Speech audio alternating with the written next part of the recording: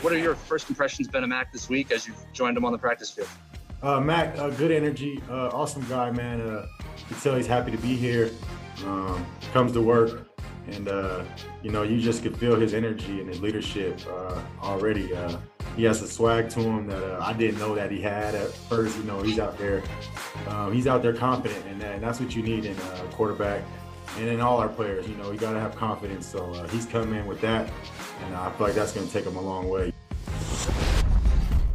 New Patriots receiver Kendrick Bourne talking about new Patriots quarterback Mac Jones, 15th overall pick in the draft, the guy that some still are convinced was initially going to be the 3rd overall pick in the draft, the 49ers, until they pivoted to Trey Lance. Mike Reese of ESPN.com had an item over the weekend. He had been to the OTA practice on Thursday, and he said Mac Jones running that offense, seemingly throwing the ball where it was supposed to go every time. Yes, it's off season. Yes, it's against guys who aren't trying to come decapitate you, but he was making good decisions in an offense where you have to show a mastery of that attack, and so far so good for Mac Jones in competition with Cam Newton, Chris, but number 30 without ever taking a snap in the NFL. That's right. On the Chris Simms Top 40 Quarterback Countdown, ahead of a Super Bowl participant in Jared Goff is Mac Jones at number 3. More talented, I'm sorry. And he's a rookie, but he's an experienced rookie. And I know it was only 17 games in college, but it's all those years at Alabama, all right, and playing the tough SEC schedule and everything about that and all the things you hear right now. Listen, it's been nothing but positives. You don't even hear things about these like first-round picks in New England. They're quietly gushing about him. That just tells you it all. He is the most NFL-ready quarterback to come out in the draft this year, hands down. That's why he was valued so high. He can play in any offense other than Lamar Jackson. He's a high-level thrower of the football, as accurate as you're going to get in the NFL already right now. Anticipation, feel in the pocket, it's all top-notch. That's where Mac Jones is really special. And, to add to what Kendrick Bourne said, one of the biggest things I heard, this is where it's funny with Mac Jones, because, we talked about it a lot, right? Wish he would wear his uniform better, look a little different, wish he would look a little cooler. He's like AKA nerdy white guy with a dad bod, yet he's 24 or 23 years old. But anybody you talk to, Alabama, New England so far, whatever, Mac Jones has a real edge and swagger about him that is real. And I think, you could tell by listening to his receivers last year, Devontae Smith and Jalen Waddle, that there's a real leadership factor about what he brings to the table too. But yes, I think he's ready to go right now, NFL ready. And I give him the advantage over a guy like Jared Goff. You heard me say last week, Jared Goff, I'm not all that impressed with his physical abilities, and he doesn't play the game like an experienced 5th or 6th year type quarterback. So that's where it's like, okay, there's no advantage to be had there. Mac Jones, I'm excited about. I don't know if he plays this year, but when he does, I think it's going to be damn good.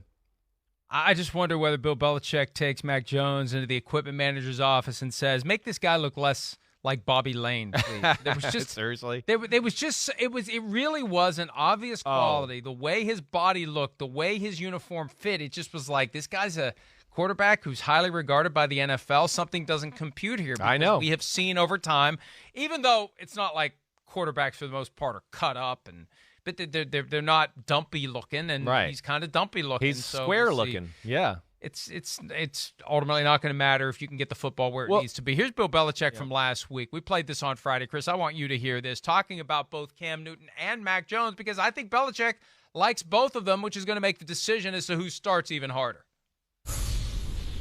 Cam's been here, all the way through. He was here, at the beginning, and has been a consistent participant. Continues to give us the usual, leadership and energy that he brings to the field and to the workouts and to practice. So, Cam's very professional, and I'm sure that he'll, continue to work hard to do his best out there like he's always done for us. It's never been anything but that from the day he got here. But really, we're starting everybody at the same point like we always do at this time of year. So, Mac dove into the playbook and continues to do that. And, You know, like everybody out there, you know, we all have a lot of things we got to work on, and that includes everybody, and so that's what he's doing. That's what everybody's doing.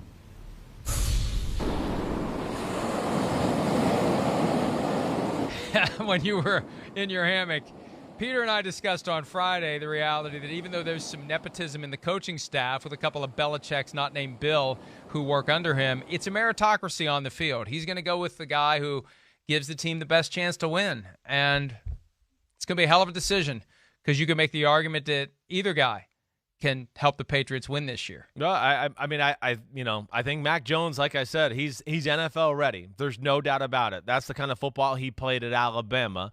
And, you know, if there is a rookie that could come in there and start, it would be this guy. You know, I've heard the phrase blown away by what they've seen to this point come out of New England. Blown away. So that doesn't mean it's just like average or okay or he's working hard. That means there's a little something more to it.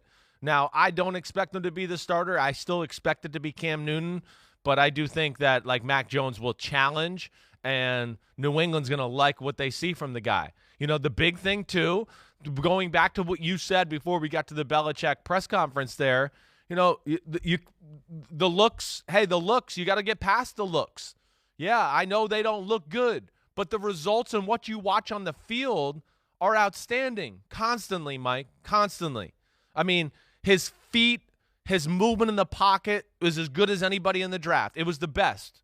Accuracy, probably the best in the draft. Decision-making, the speed in which you could go through and like read and react and diagnose coverages and all that, like I told you, it was the best in the draft. As good as I've ever seen other than Joe Burrow from 2 years ago. So all those things are, you know, pretty special and, of course, really held in high regard in New England. And that's where, to me, people are missing on the Mac Jones. And, Mike, people are already covering their tracks with Mac Jones. All the haters in the world that, oh, I can't believe he's going to be drafted in front of Justin Fields and Trey Lance and all that type of stuff. All the people, you know, there was the excuse, well, you know, if the 49ers take him, well, then he's got Shanahan's offense, so it'll work. And, oh, no, New England took him, so it'll work because it's New England's offense. But I don't hear that with Trey Lance now. I thought it should work. He should be able to play. Let's go. That's what I don't like, these double messages sent out about certain players.